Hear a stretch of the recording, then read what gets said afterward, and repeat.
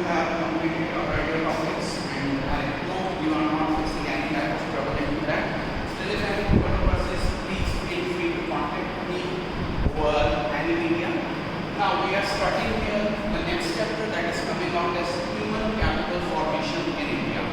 One of the most important topics, one of the most important things related to your personal life also and related to the whole economy also. Now without wasting your time, let's hit the basic things before starting the chapter. सबसे पहले हमें समझना पड़ेगा कि human capital word होता क्या है।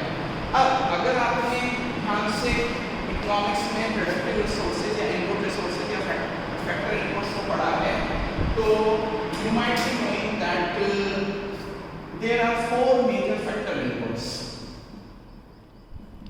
There are four factor inputs named as land, labor, capital and entrepreneurship. अब हमने पहले के चैप्टर्स में भी डिस्कस किया है और इवन कहीं ना कहीं पीएचडी में या अकाउंटेंसी में इसका रेफरेंस आया होगा और इवन हमने भी पहले चैप्टर्स में डिस्कस किया है कि जितने भी अदर फैक्टर इनपुट्स हैं या नॉन फैक्टर इनपुट्स हैं उनका प्रॉपर यूज होगा एक तो इस लेबर के थ्रू प्लस एक आइडिया के थ्रू या एंटरप्रेन्योरशिप के थ्रू। यानी रिसोर्सेज को यूज करने के लिए हमें ये दो फैक्टर्स बहुत इंपॉर्टेंटली डील करने पड़ेंगे और ये दोनों ही जो फैक्टर्स हैं वो ह्यूमन फैक्टर्स के तौर पर काउंट होते हैं या इसमें कहीं ना कहीं ह्यूमंस का इन्वॉल्वमेंट होता है। तो हमारा ये चैप्टर इसी ह्यूमन फैक्टर से रिलेटेड है या मैन पावर से रिलेटेड है। अब ह्यूमन कैपिटल का मतलब क्या होता है तो इसका मतलब है sum total of skill and expertise of a nation eight a point of time. I am underlining three things here. One is sum total, second is skill and expertise, third is at a point of time. सबसे पहले मैं सबसे easy word के ऊपर जाऊंगा, point of time. Macro economics first chapter आपने दो type के कंसेप्ट पढ़े थे, एक होता है स्टॉक कंसेप्ट, एक होता है फ्लो कंसेप्ट। स्टॉक कंसेप्ट हमेशा डील करता है पॉइंट ऑफ टाइम से, जबकि फ्लो कंसेप्ट हमेशा डील करता है ड्यूरेशन ऑफ टाइम से या पीरियड ऑफ टाइम से। और जैसा कि हमारे यहाँ पर डिस्कशन हुआ है पॉइंट ऑफ टाइम, तो first of all human capital formation जो होगा वो एक तरीके का स्टॉक कंसेप्ट की तरह डील करेगा। स्टॉक और फ्लोस के बारे में आपको मैक्रो इकोनॉमिक्स के फर्स्ट चैप्टर में डिटेल में डिस्कशन हमने किया है, आप एक बार वापस से वहां से रिवाइज कर सकते हैं कि स्टॉक कंसेप्ट क्या होता है, फ्लो कंसेप्ट क्या होता है। तो ह्यूमन कैपिटल एक तरीके का स्टॉक कंसेप्ट है। अब मेन थिंग क्या है? मेन थिंग ये है कि ये है sum total of skill and expertise. अब ये क्या है?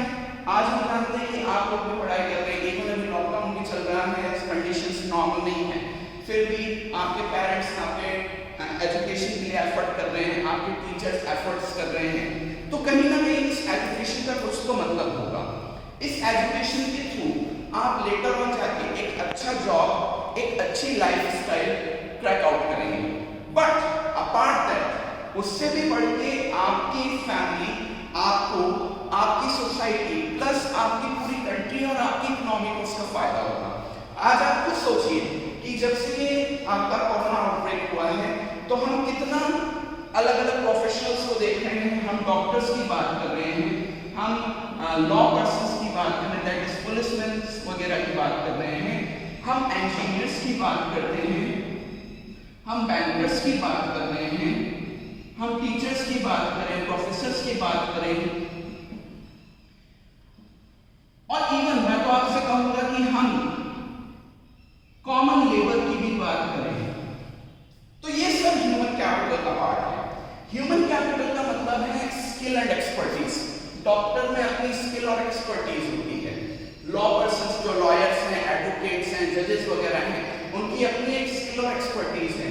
इंजीनियर्स का अपना एक अलग फील्ड है, बैंकर्स का अपना एक अलग फील्ड है, टीचर्स का अपना एक अलग फील्ड है, प्रोफेसर्स का अपना एक अलग फील्ड है, लेबर जितने भी पर्सन हैं सबका अलग अलग फील्ड है। तो एक्जेक्टली ह्यूमन कैपिटल का मतलब क्या है? ये पर्सन जिनके मैंने नाम लिखे हैं और जिनके मैं नहीं भी नाम लिख पाया हूँ, उन सबकी स्किल और एक्सपर्टीज का सम टोटल।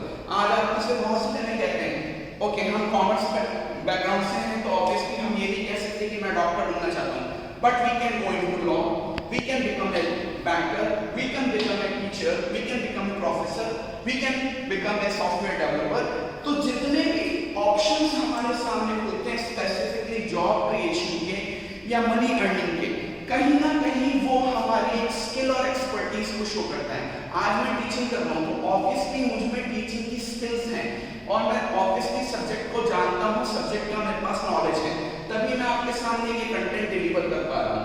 ऐसे आज हम एक डॉक्टर की बात करते हैं तो डॉक्टर ने कहीं ना कहीं वो कंटेंट पढ़ा हुआ है, कोर्स कंप्लीशन किया है, डिग्री कंप्लीट की है, उसके बाद वो आपके सामने बैठ के आपका इलाज कर रहा है और आप उसके ऊपर पूरा ट्रस्ट करते हैं। तो एग्जैक्टली ह्यूमन कैपिटल का मतलब क्या है? ह्यूमन कैपिटल का मतलब है skill and expertise of a nation eight a point of time. और वो स्किल और एक्सपर्टीज किस फॉर्म में होगी, मैंने आपको अलग अलग जॉब प्रोफाइल्स के नाम बता दिए। इसके अलावा भी मैं अगर किसी जॉब प्रोफाइल का नाम नहीं लिख पा रहा हूँ तो इसका मतलब ये नहीं है कि वहां पर इंगेज्ड पर्सन ह्यूमन कैपिटल नहीं है, वो भी ह्यूमन कैपिटल है। मतलब ओवरऑल आपने अपने अंदर कुछ टैलेंट डेवलप किया जो आगे जाके आपका ऑक्यूपेशन सोर्स बन रहा है और आपको मनी अर्निंग में काम में दे रहा है। और इसी तरीके से आप जानते हैं कि हमने आपको बताया था इकोनॉमिक्स में 3 फेज लगातार चलेंगे, प्रोडक्शन है, इनकम जनरेशन है और एक्सपेंडिचर है। तो मैंने आपको बताया अगर आप अपने प्रोफेशन के थ्रू, अपने जॉब या स्कूल, अपनी स्किल्स के थ्रू इनकम जनरेशन कर रहे हैं तो ऑब्वियसली कहीं ना कहीं कोई प्रोडक्शन जरूर हुआ होगा। साथ के साथ प्रोडक्शन और इनकम जनरेशन के बाद कहीं ना कहीं एक्सपेंडिचर जरूर होगा। तो एक्जेक्टली आप देखिएगा कि 3 फेज ऑफ इनकम जनरेशन या 3 साइकिल्स ऑफ इकोनॉमी जो हमने फर्स्ट चैप्टर में डिस्कस किए थे वो यहाँ पर शुरू हो चुके हैं। तो ऑब्वियसली ये ह्यूमन कैपिटल फॉर्मेशन आपके इकोनॉमिक्स का एक मेजर टॉपिक है। इसका मतलब है जितने भी हमने यहाँ नाम लिए हैं या जितने नाम नहीं भी ले पाए हैं उन सब की स्किल और एक्सपर्टीज का sum total at a point of time और पॉइंट ऑफ टाइम होने की वजह से है, दैट इज स्टॉक कंसेप्ट। अब इसी के साथ वर्ड आता है ह्यूमन कैपिटल फॉर्मेशन। इसको मैं 2 तरीके से डिफाइन करूंगा। एक तो हो गया process of creating human capital,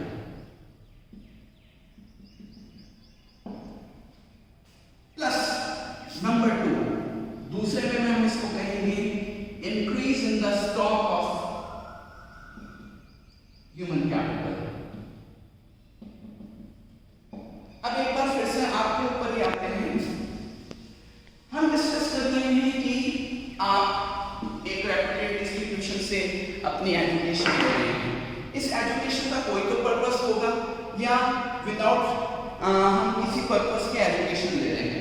even मैं भी आपको अगर टीचिंग करा रहा हूँ तो कुछ ना कुछ पर्पस मेरा भी होगा और उससे आपके पर्पस को पूरा करने में भी हेल्प हो रहा है। तो देखिएगा ह्यूमन कैपिटल फॉर्मेशन वो प्रोसेस है या वो प्रोसेस जिसके थ्रू ह्यूमन कैपिटल जनरेट होती है उसे हम कहते हैं ह्यूमन कैपिटल फॉर्मेशन। अभी मैं आपको बताऊंगा ह्यूमन कैपिटल फॉर्मेशन में क्या क्या चीजें आती हैं तो आपको और क्लियर होता चलेगा। तो ह्यूमन कैपिटल को फॉर्म करने की जो प्रोसेस है या प्रोसीजर है that will be called as human capital formation. एक तरीके से तो हम इसको ऐसे डिफाइन करते हैं। अब इसका थोड़ा सा अगर मैं डिटेल आगे बताऊं आपको तो process of getting new skills और प्रोडक्टिव स्किल्स। अब देखिएगा आज से कुछ साल बाद की बात हम करें, सम ए बिट ऑफ टाइम, थोड़ा टाइम पास होगा, कुछ साल बाद आप या तो अपना खुद का कोई बिजनेस करेंगे, हो सकता है कोई जॉब करें, तो ऑब्वियसली है कि कहीं ना कहीं आपको अपने टैलेंट का यूज करना पड़ेगा। आप बिजनेस के थ्रू मनी अर्न कर सकते हैं, आप बैंकर बन सकते हैं, आप एक सॉफ्टवेयर इंजीनियर बन सकते हैं, आप MBA कर सकते हैं। Many of the profiles are going to be there. अब इसमें जितनी भी मैंने आपको स्किल्स बताई वो स्किल्स ऐसे तो है नहीं कि बाय बर्थ आप में डेवलप हो गई। आप उन स्किल्स को क्या कर रहे हैं, डेवलप जब मैं when I took my birth, तो it was not कि मैं पैदा होते ही टीचिंग करना शुरू कर दिया था। ऑब्वियसली पहले मैंने खुद की स्कूलिंग कंप्लीट की, मेरा कॉलेज लेवल एजुकेशन कंप्लीट किया, उसके बाद मुझे कहीं लगा कि यस आई कैन टीच, तो मैंने उसके ऊपर वर्क करना शुरू किया और आज स्किल्स डेवलपमेंट के तौर पे मैं आपको टीचिंग करवा रहा हूँ। सो what is happening now? Human capital formation क्या है? हमने बोला था कि ह्यूमन कैपिटल का मतलब है स्किल एंड एक्सपर्टीज। तो उस स्किल और एक्सपर्टीज को अक्वायर करना या किसी में डेवलप करना, एक तरीके से ह्यूमन कैपिटल फॉर्मेशन आपका भी चल रहा है।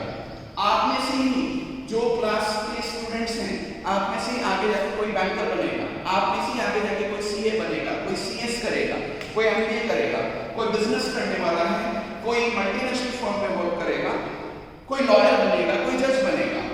तो ये कहां से बनोगे? आप आज की तारीख में एजुकेशन दे रहे हो और ये एजुकेशन आगे जाके आप में कोई ना कोई स्किल डेवलप कर रही है। बहुत से जनों ने अपना एम भी बना रखा है कि मुझे बैंकर बनना है, मुझे इस फील्ड में जाना है, और उसी हिसाब से वो अपने करियर को चेकआउट कर रहे हैं और उससे रिलेटेड कोर्स वगैरह कर रहे हैं। आप क्या कर रहे हैं? आप अपने अंदर वो स्किल्स डेवलप कर रहे हैं। अब एक छोटी सी बात सोचिएगा, मैंने आपको स्टार्ट होते क्या कहता था कि हम कॉमर्स स्ट्रीम से हैं तो हम डॉक्टर नहीं बन सकते। अगर आपको डॉक्टर बनना था तो ऑब्वियसली आपको बायो सेक्शन में जाना था, साइंस सेक्शन की तरफ जाना था, साइंस स्ट्रीम की तरफ जाना था। तो हमारे लिए वो पाथ ब्लॉक हो गया। तो इसका मतलब है कि अब हमने कॉमर्स के थ्रू अपने कुछ पाथ्स एक्सप्लोर कर लिए हैं और उन पाथ्स की तरफ हम जैसे जैसे बढ़ते जा रहे हैं, दिन ब दिन हमने वो स्किल्स डेवलप होती जा रही हैं। एक टाइम था जब आपको डेबिट क्रेडिट जैसे नाम भी नहीं पता था, आपको कैपिटल का मतलब नहीं पता था, आपको इन्वेस्टमेंट का मतलब नहीं पता था, आप इवन फैक्टर इनपुट्स के बारे में नहीं जानते थे। लेकिन आज की तारीख में आप धीरे धीरे जैसे जैसे कोर्स को एक्सप्लोर करते जा रहे हो तो आप इन वर्ड्स से फैमिलियर होते जा रहे हो और कहीं ना कहीं आप में वो कॉन्फिडेंस होता जा रहा है कि आप धीरे धीरे बताते हो। कोई कहता है मुझे सीए बनना है, कोई बैंकर बनना चाह रहा है। तो यानी आपका ह्यूमन कैपिटल का फॉर्मेशन अभी अंडर प्रोसेस है। इसके अलावा इसको दूसरे वे में हम डिस्कस करें तो वो हो सकता है increase in stock of human capital. इसके लिए मैं एक बहुत छोटा सा एग्जांपल लेता हूँ। सपोज आपको कहीं से डेटा एक्सप्लोर करने को मिला कि इंडिया में किसी टाइम ड्यूरेशन के जो आपने दिया, हम मान लेते हैं 1 अप्रैल 2020 से 31 मार्च 2021 का हमारे पास डेटा है। आपके पास एक डेटा है कि ओपनिंग वर्कफोर्स हमारे पास है 5 लाख पीपल। इस वर्कफोर्स में आपके doctors, engineers, labour, each and every job profile आ चुका है। इसी के साथ आपको डेटा मिला कि क्लोजिंग वर्कफोर्स है 5,50,000 या 5.5 लाख पीपल। तो आप खुद देख सकते हैं वर्कफोर्स में जो इंक्रीज हुआ है वो है 50,000 पीपल का। स्टार्टिंग फिगर था 5 लाख पीपल और end of the year figure आ रहा है 5.5 लाख या 5,50,000। तो आपके साल भर के अंदर इंक्रीज हुआ है 50,000 वर्कफोर्स। ये जो 50,000 का फिगर आया है ये साल भर का ह्यूमन कैपिटल फॉर्मेशन है। शुरुआती आपका ह्यूमन कैपिटल था 5 लाख, आखिरी ईयर एंडिंग आपका ह्यूमन कैपिटल था 5,50,000। तो साल भर में ह्यूमन कैपिटल फॉर्मेशन का फिगर आता है 50,000। So here we have discussed the meaning of human capital and human capital formation. एक बार क्लियर मीनिंग के लिए बता दूं कि अभी आप जो एजुकेशन ले रहे हैं ये ह्यूमन कैपिटल फॉर्मेशन चल रहा है। जिस दिन आप अपने एजुकेशन कंप्लीट कर लेंगे और आप अपने आप जॉब फील्ड में उतरना शुरू कर दोगे, इंटरव्यूज क्रैक करने लगोगे या बिजनेस शुरू कर दोगे या जो भी आपका मनी अर्निंग का है पार्ट वो शुरू कर दोगे, आप उस दिन कंप्लीट ह्यूमन कैपिटल के तौर पे काउंट होने लग जाओगे। अभी आप ह्यूमन कैपिटल में काउंट नहीं हो रहे क्योंकि अभी आपका ह्यूमन कैपिटल फॉर्मेशन चल रहा है। कुछ साल बाद आप ह्यूमन कैपिटल में काउंट होंगे। क्या मैं ह्यूमन कैपिटल में काउंट होता हूँ? तो यस, मैं ह्यूमन कैपिटल में काउंट होता हूँ। क्यों? क्योंकि मैं अपनी स्किल्स के थ्रू मनी अर्निंग कर रहा हूँ, मैं टीचिंग के थ्रू मनी अर्न कर रहा हूँ। तो ऑब्वियसली मैं सर्विसेज प्रोवाइड कर रहा हूँ और उसके अगेंस्ट मनी जनरेट कर रहा हूँ। I am a part of human capital. एक लेबर, हम एक छोटी सी बात करते हैं, आपके घर पे काम करने जो मेड आती है वो भी ह्यूमन कैपिटल का पार्ट है। आपका जो डॉक्टर है वो ह्यूमन कैपिटल है। आपका जो बार्बर है जिससे आप हेयर कट करवाते हो वो भी एक ह्यूमन कैपिटल का पार्ट है। इवन मैं बात करूंगा कि आपके गली में काम करने के लिए जो स्वीपर आता है वो भी एक ह्यूमन कैपिटल है। यानी हम जितने भी पर्सन्स की बात कर रहे हैं वो सब एक स्किल या एक्सपर्टीज लेकर चल रहा है और उसके अकॉर्डिंग वो अपनी प्रोडक्ट या सर्विस जनरेट कर रहे हैं और मनी अर्न कर रहे हैं, वो सब ह्यूमन कैपिटल है। आप ह्यूमन कैपिटल अभी नहीं है क्योंकि आपका अभी ह्यूमन कैपिटल का फॉर्मेशन चल रहा है। आप में से किसी को भी हम कहते हैं कि आज की तारीख में आप एक क्लास ले लीजिए या एक बिजनेस हैंडल कर लीजिए या एक बैंक को संभाल लीजिए, नहीं कर पाओगे क्योंकि अभी आप में वो स्किल्स डेवलप नहीं हो पाएगी। धीरे धीरे वो स्किल्स डेवलप हो रही है और जिस दिन आप में वो स्किल्स डेवलप हो जाएगी आप अपना वर्किंग प्रोसीजर शुरू कर दोगे और उस दिन से आप ह्यूमन कैपिटल में काउंट हो जाओगे। नाउ यहाँ हम बात करेंगे कि एग्जैक्टली ह्यूमन कैपिटल फॉर्मेशन किया कैसे जाता है, बट उससे पहले मैं एक छोटा सा एग्जांपल या एक टॉपिक यहाँ लेना चाहता हूँ जिसको हमने नाम दिया है फिजिकल कैपिटल। अब फिजिकल कैपिटल क्या है? तो फिजिकल कैपिटल है ऑल फैक्टर इनपुट्स या फिर हम बात करें ऑल प्रोडक्टिव रिसोर्सेस। जैसे हम बात करते हैं फैक्टर इनपुट्स की बात करें तो आपने बात कर लिया है लैंड, लेबर, कैपिटल, एंटरप्रेन्योरशिप।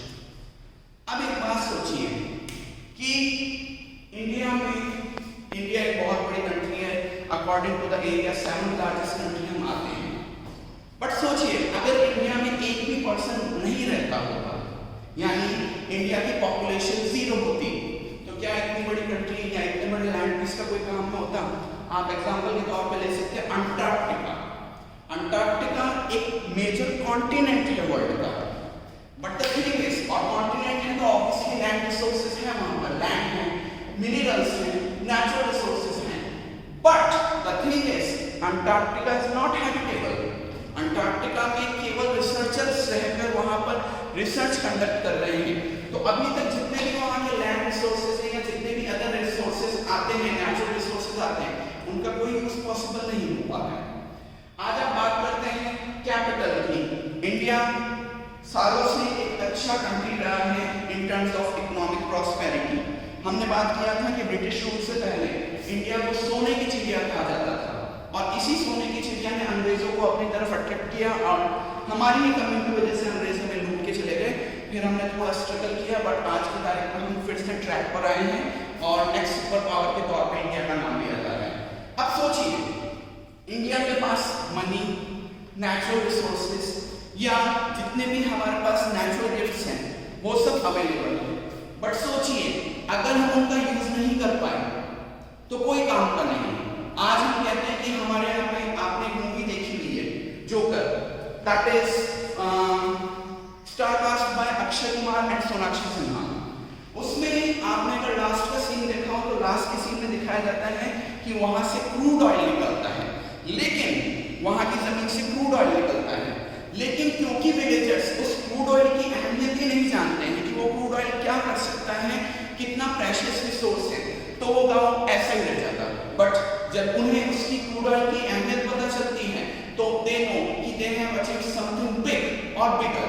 तो same way what is happening out physical capital है हमारे फैक्टर इनपुट्स। अब एक बात सोचिएगा, हमारे पास फैक्टर इनपुट्स हैं, बट अगर हम उनको यूज ही नहीं कर पा रहे हैं तो उस फैक्टर इनपुट का या उस रिसोर्सेज का हमारे लिए कोई इंपॉर्टेंस नहीं रह जाता है। हमारे पास अगर कोई रिसोर्स है तो वो हमें यूज करना पड़ेगा। आज हो सकता है कोई पर्टिकुलर पर्सन इसको टैलेंट के तौर पे भी लिया जा सकता है। जैसे मान लीजिए हम में से कोई डांस अच्छा करता है, लेकिन जब तक वो प्रैक्टिस नहीं करेगा तब तक उसकी डेवलपमेंट नहीं हो पाएगा और वो एक अच्छा डांसर नहीं बन पाएगा। ओके, कैजुअल डांसिंग के लिए हो सकता है स्टिल ही इज गुड और शी इज गुड, बट अगर उसको एक प्रोफेशन के तौर पर अडॉप्ट करना है या एक डांसर के तौर पर अपनी लाइफ को कंटिन्यू करना है तो उसके लिए उसको ऑब्वियसली अपनी स्किल्स को एनहांस करना पड़ेगा। तो वही चीज है कि हमारे पास फिजिकल कैपिटल्स जो हैं वो है फैक्टर इनपुट्स या हमारे प्रोडक्टिव रिसोर्सेज। अब इन प्रोडक्टिव रिसोर्सेज और इन प्रोडक्टिव इनपुट्स को या फैक्टर इनपुट्स को हमारी ह्यूमन कैपिटल ही यूज करती है। अगर हमारी ह्यूमन कैपिटल को यूज ना करें या हमारे ह्यूमन बीइंग्स इसको यूज ना करें तो ये ऐसे ही आइडल पड़े रह जाएंगे और इनका कोई यूज नहीं हो पाएगा। So that's why human capital formation is important for you, that it makes the best possible use of all the physical capital available. Now we will talk about कि ह्यूमन कैपिटल को form कैसे करें। आपको human capital बता दिया, human capital formation बता दिया।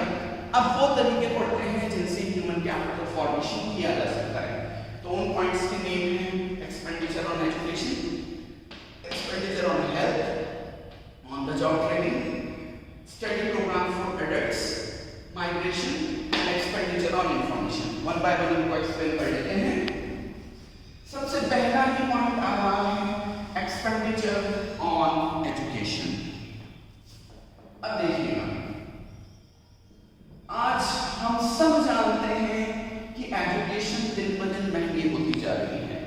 आज की तारीख में आप एक अच्छे रेप्यूटेड इंस्टीट्यूट से एमबीए करना चाहते हो, कम से कम 5 से 10 लाख रुपीस का इन्वेस्टमेंट मान के चलिए। और जैसे जैसे आपके इंस्टीट्यूशन की रेटिंग बढ़ रही है तो ऑब्वियसली आपका खर्चा बढ़ता जाएगा। क्या आपके पेरेंट्स इसके लिए आपको मना करेंगे? आई गेस नो। पेरेंट्स जानते हैं कि एक बच्चे को डॉक्टर बनाने के लिए लाखों करोड़ों रुपए का खर्चा होता है, कोचिंग्स का खर्चा होता है, रहने का खर्चा है, इसके अलावा पढ़ाई की फीसें हैं। क्या पेरेंट्स मना करते हैं कि नहीं पढ़ाई नहीं करनी? आज एक सिंपल सा एग्जांपल देखिए, आपके पेरेंट्स कभी भी आप कहते हैं कि सर ने ये वाली बुक मंगाई है, स्कूल ने ये वाली रिफ्रेशर लाने को कहा है, या स्कूल ने ये बुक लाने को कहा है, ये नोटबुक लाने को कहा है, इसमें से क्वेश्चन अच्छे आएंगे, इसमें पेपर पैटर्न सही है, पेरेंट्स मना नहीं करते। इवन वो आपको पढ़ाते हैं और इवन इतना पढ़ाते हैं कि कई बार उनको एजुकेशन को कंप्लीट करने के लिए लोन्स भी लेने पड़ते हैं। तो what is the point? Education obvious है कि आपने उस स्किल को डेवलप कर रहा है। मैं आपको बता रहा हूं कि आपकी स्ट्रीम से डिफाइन होता है कि आगे जाके आप क्या जॉब करने वाले हो। अब आप में से कोई कहते हैं कि सर मैं तो डॉक्टर बनना चाहता हूं, तो मैं कहूंगा सर आपने गलत स्ट्रीम लॉन्च या यूज की है, अब आप डॉक्टर नहीं बन सकते। हाँ, लेकिन अगर कोई बायो स्ट्रीम का स्टूडेंट आके मेरे को कहता है कि sir I want to be a doctor, तो मैं उसको कहूंगा डेफिनेटली आप डॉक्टर बन सकते हो। वो आपके हार्ड वर्क पे डिपेंड करता है।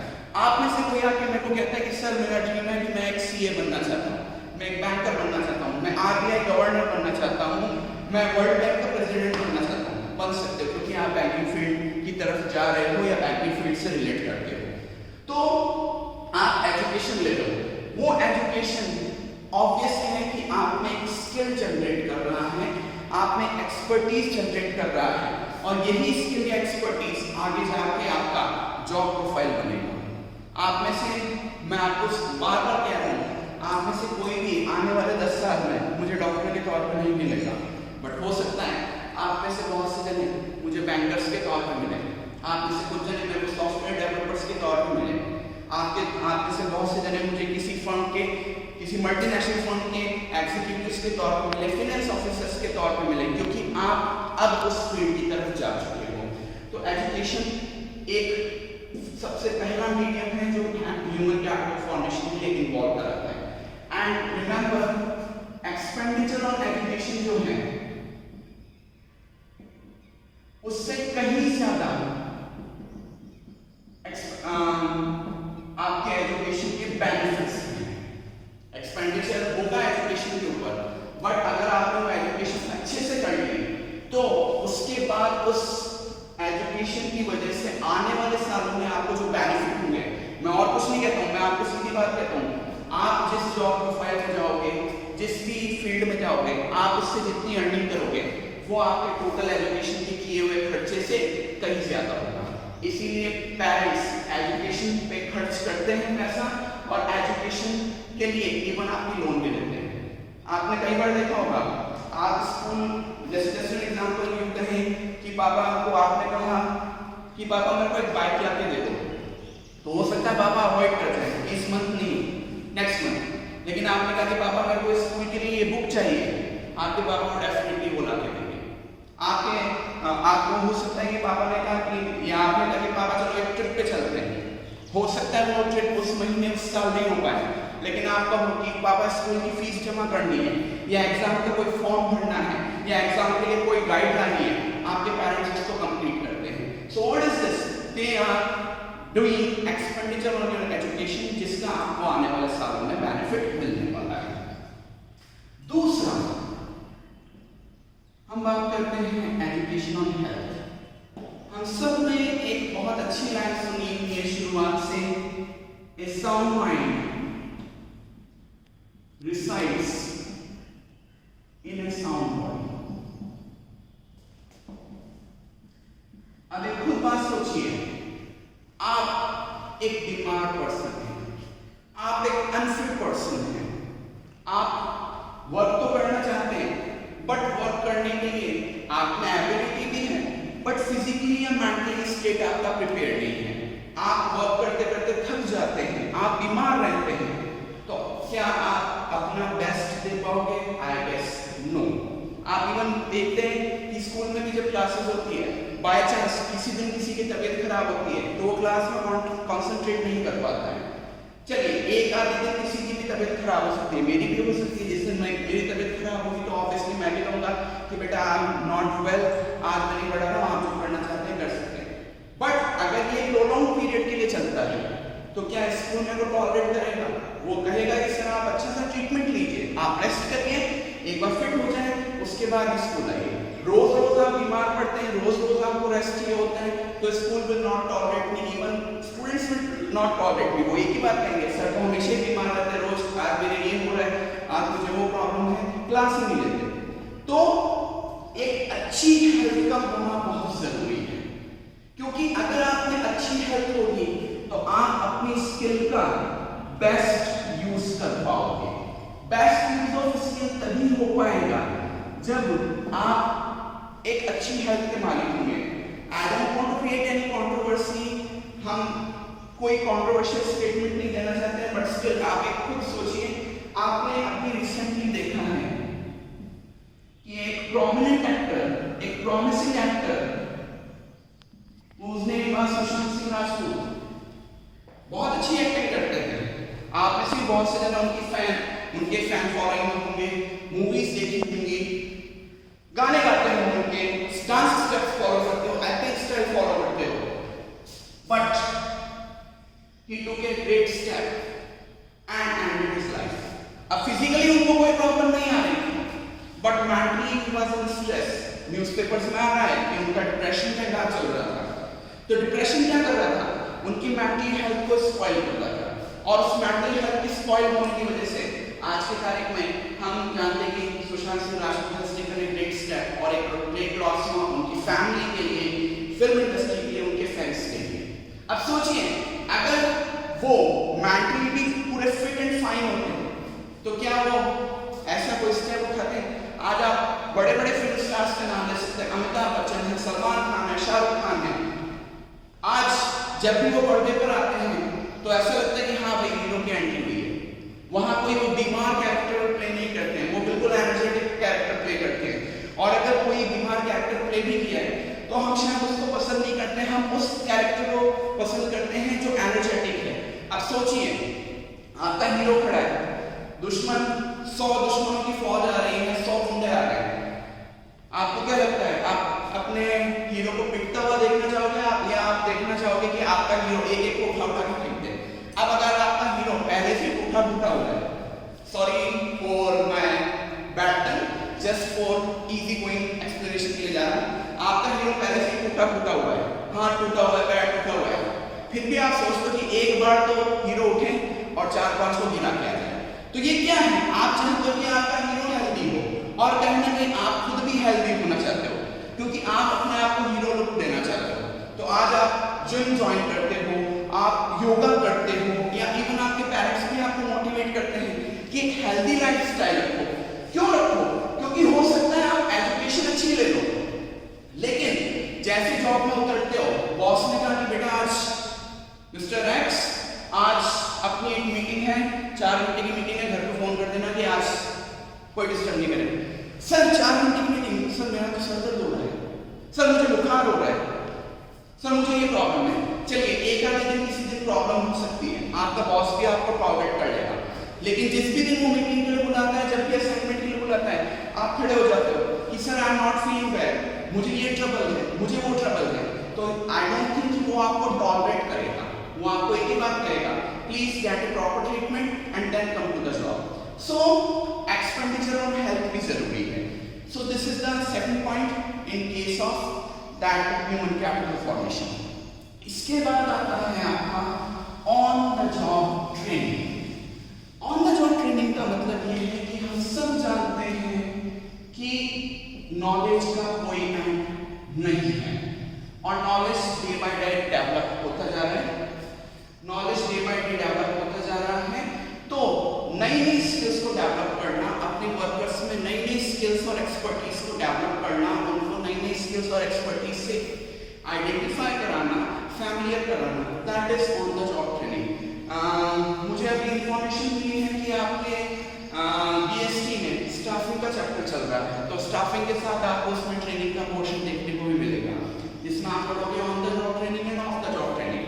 अब ऑन द जॉब और ऑफ द जॉब ट्रेनिंग क्या करता है, आप जिस भी फील्ड में हैं उससे रिलेटेड आपकी स्किल और एक्सपर्टीज को और इन्हांस करता है और प्रोडक्टिविटी को इन्हांस करता है। Next point is coming out as study program for adults. Study program for adults का मतलब है वो पर्सन्स जो ऑलरेडी किसी जॉब में हैं या वो अब किसी स्कूल या कॉलेज में नहीं है, बट जैसा मैंने अभी पिछले पॉइंट में बोला था कि नॉलेज का तो कोई एंड नहीं है, आप जिस भी एज में सीखना चाहो, समझना चाहो, सीख सकते हो। तो हो सकता है किसी पर्सन ने जो अपने चाइल्डहुड में किसी वजह से या अपने यंगहुड में किसी वजह से एजुकेशन नहीं ले पाया, तो ऐसा नहीं है कि उसके लिए एजुकेशन सोर्सेज नहीं है। आज एडल्ट्स के लिए भी अलग अलग एजुकेशन प्रोग्राम है। इवन जो लोग किसी जॉब में पहले से हैं या प्रोफेशनल हैं, तो उनको भी स्किल्स एनहांसमेंट के लिए अलग अलग जॉब्स अलग अलग कोर्सेज ऑफर किए जाते हैं from the schools and sorry I will not take the name of schools, I will take the name of professional institutions. और इसमें कहीं ना कहीं जितने एक रेगुलर टाइम में कॉमन पर्सन या कॉमन स्टूडेंट उस कोर्स को कंप्लीट करेगा, उससे जल्दी या उससे शॉर्ट ड्यूरेशन में वो कोर्स कंप्लीशन का काम इन एडल्ट्स के लिए किया जाता है। तो इसके थ्रू भी वो अपनी स्किल्स को शार्प आउट कर सकते हैं। Final 2 points which are too small for you. One is migration. अब migration का मतलब होता है movement of persons from one place to other, especially for education or job or better lifestyle. आपने कहीं जगह देखा होगा या आप में से इवन कई जनों का फैमिली बैकग्राउंड में बात करें तो बहुत से जगह हो सकता है कि भिलवाड़ा से बिलोंग ना करते हो, किसी और स्टेट या किसी शहर से बिलोंग करते हो, बट आज की तारीख में जॉब की वजह से आपके पेरेंट्स आपकी फैमिली को शिफ्ट करके यहाँ लेके आ गए हैं। तो जब हम किसी जॉब या बेटर लाइफस्टाइल या एजुकेशन पर्पस से अपने आप को एक जगह से दूसरी जगह पर शिफ्ट कराते हैं, दैट इज कॉल्ड माइग्रेशन। ये माइग्रेशन स्टेट वाइज भी हो सकता है और कंट्री वाइज भी हो सकता है। जरूरी नहीं है कि आज के 5 साल बाद आप में से सारे जने भिलवाड़ा में जॉब करेंगे, और इवन मैं तो ये भी कहता हूँ कि आप में से सारे जने इंडिया में ही जॉब करेंगे, ये भी जरूरी नहीं है। हो सकता है कोई अमेरिका चला जाए, कोई लंदन चला जाए, कोई ब्रिटेन चला जाए, कोई साउथ अफ्रीका चला जाए, कोई साउथ अमेरिका चला जाए और वहां जॉब करे, तो वो एक तरीके का माइग्रेशन। माइग्रेशन का मतलब है movement of persons from one place to other. ये एजुकेशन पर्पस से होता है, जॉब और बेटर लाइफस्टाइल पर्पस की वजह से होता है। हमारे बेसिकली अभी जो इम्पोर्टेंट चीज है वो है जॉब और बेटर लाइफस्टाइल। अभी आपने कोरोना पीरियड में भी देखा होगा कि बहुत सारे वर्कर्स जो बाहर के स्टेट्स में वर्क कर रहे थे, जैसे कोरोना आउटब्रेक में उनका जॉब चला गया, तो वो फिर से अपने वापस अपने स्टेट में आए या अपने बर्थ प्लेस पे या जहाँ से वो बिलोंग करते थे वो आए थे। तो अर्लियर उनका माइग्रेशन हुआ था और अब उनका रिवर्स माइग्रेशन हुआ है। इसको हम आगे आने वाले टॉपिक में और थोड़ा डिटेल में डिस्कस करेंगे। And finally that is expenditure on information. Expenditure on information का मतलब है कि passing out information related to education facilities, related to job facilities, क्योंकि हमने पहले ही पॉइंट में डिस्कस किया था कि एजुकेशन, जॉब और कहीं ना कहीं ट्रेनिंग प्रोग्राम्स हमारे लिए बहुत इंपॉर्टेंट हैं। तो जब इनके बारे में हमें बेस्ट इंफॉर्मेशन या रेलेवेंट इंफॉर्मेशन पता होगी तभी हम उन अपॉर्चुनिटीज का प्रॉपर यूज कर पाएंगे। So here we have discussed the meaning of human capital formation and what are the sources involved in that way. Please go through the chapter lecture thoroughly, and in case of any trouble, please feel free to contact me and take best care of your health.